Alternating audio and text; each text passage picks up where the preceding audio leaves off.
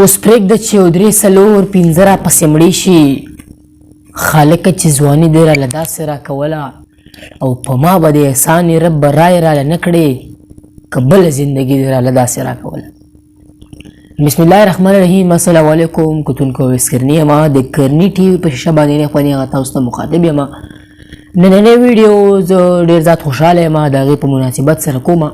زما د پاڼې 200,000 کسان مطلب 2 لکه کسان پوره شو.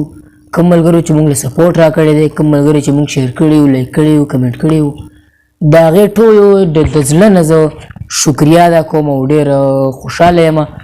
او دا ویډیوګانې به زمونږ چې کوم دی اوس نوې نوې ویډیوګانې راځي، موږ به ښه کنټینټ راوړو، ښه ویډیوګانې به راوړو ستاسو مخې ته. نو تاسو هم شیر کوئ چې مسافر ملګرو ته هم ورسي.